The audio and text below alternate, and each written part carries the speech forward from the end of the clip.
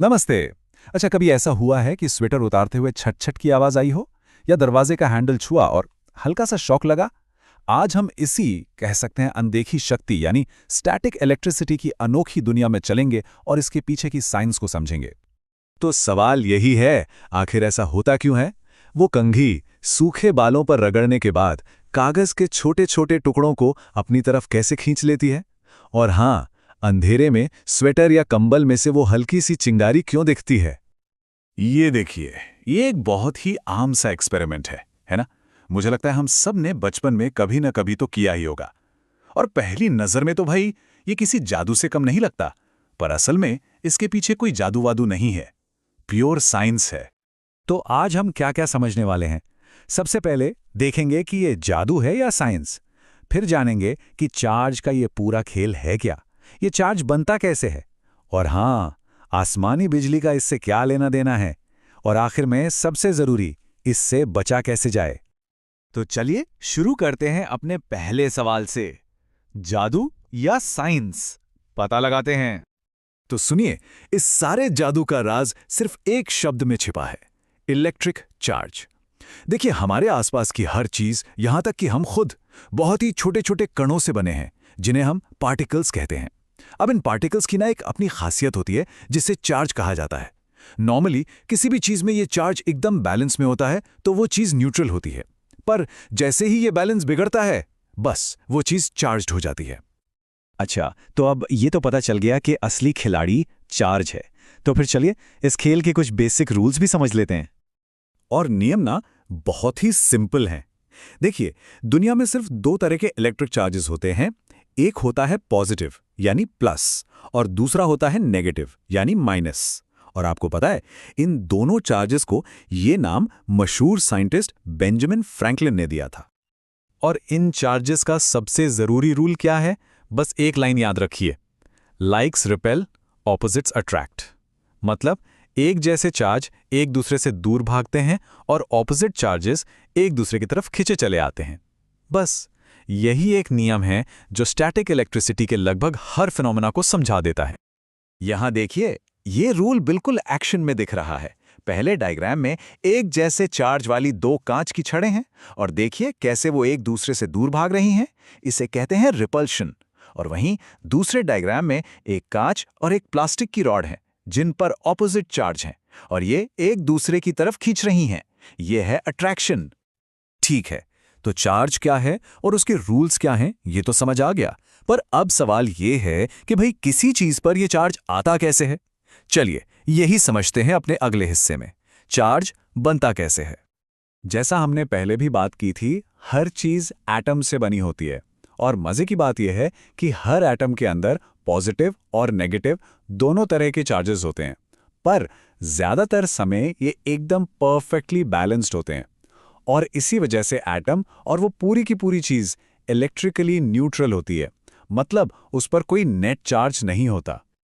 लेकिन जब हम दो न्यूट्रल चीजों को आपस में रगड़ते हैं, सोचिए जैसे कंघी को बालों से, तो ये बैलेंस गड़बड़ा जाता है। होता क्या है कि फ्रिक्शन की वजह से कुछ नेगेटिव चार्ज वाले पार्टिकल्स एक चीज से कूदकर दूसरी पर चले जाते हैं।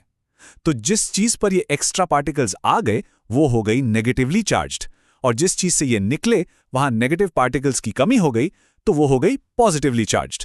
सिंपल। लेकिन रुकिए, चार्ज पैदा करने का एक और बड़ा ही मजेदार तरीका है, और इसमें चीजों को छूना भी नहीं पड़ता। जैसा कि यहां दिख रहा है, एक चार्ज कंघी पानी की धार को बिना टच किए ही अपनी तरफ मोड़ रही है। यह कमाल है ना? इस प्रोसेस को कहते हैं चार्जिंग बाय इंडक्शन। इसमें होता क्या है कि जब एक चार्ज्ड चीज को किसी न्यूट्रल चीज के पास लाते हैं, तो वो न्यूट्रल चीज के अंदर के चार्जेस को अपनी तरफ खींचती है या फिर दूर धकेलती है। इससे उस न्यूट्रल चीज में एक टेम्पररी चार्ज बन जाता है। पर हाँ, ये असर सिर्फ तब तक रहता है जब तक वो चार्ज चीज पास में रखी हो। अभी तक तो हम कंघी और कागज जैसे छोटे छोटे एग्जाम्पल्स देख रहे थे, लेकिन जब यही स्टैटिक इलेक्ट्रिसिटी का प्रिंसिपल बहुत बहुत बड़े स्केल पर काम करता है ना, तो नेचर का सबसे शानदार और शायद सबसे डरावना नज़ारा देखने को मिलता है। हमारा अगला टॉपिक, आसमान की बिजली। जी हाँ, आसमान में जो बिजली कड़कती है, वो असल में नेचर का सबसे बड़ा स्टैटिक शॉक है। बिल्कुल, ये उसी प्रिंसिपल पर काम करती है जिस पर हमारी कंघी। बस फर्क इतना है कि इसका स्केल बहुत बहुत ही ज्यादा बड़ा है। तो सवाल ये है कि इतने बड़े बड़े बादल चार्ज होते कैसे हैं? देखिए, होता यह है कि हवा और बादलों में जो पानी के कण होते हैं ना, वो आपस में तेजी से टकराते और रगड़ खाते हैं, बिल्कुल वैसे ही जैसे कंघी और बाल।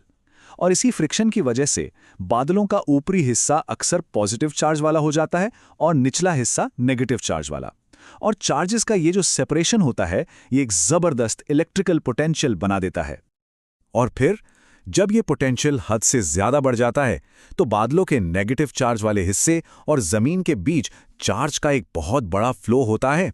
इसी जबरदस्त इलेक्ट्रिक चार्ज के फ्लो को हम बिजली गिरना या लाइटनिंग स्ट्राइक कहते हैं। कह सकते हैं कि ये नेचर का अपने चार्ज के इम्बैलेंस को ठीक करने का एक बहुत ड्रामेटिक तरीका है। अब बिजली की पावर को देखते हुए ये तो साफ है कि इससे बचना बहुत जरूरी है।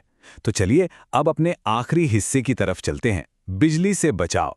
सबने देखा होगा बड़ी बड़ी इमारतों को बिजली से बचाने के लिए एक बहुत ही सिंपल लेकिन इफेक्टिव डिवाइस का इस्तेमाल होता है। इसे कहते हैं लाइटनिंग कंडक्टर, हिंदी में इसे तड़ित चालक भी कहते हैं।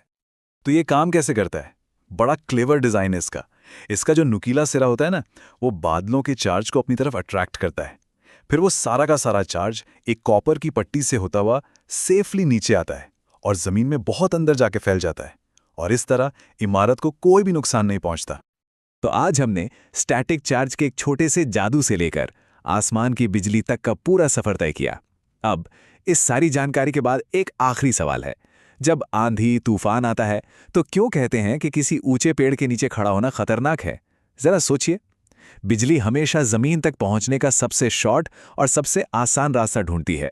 शायद अब इसका जवाब खुद ही समझा जा सकता है।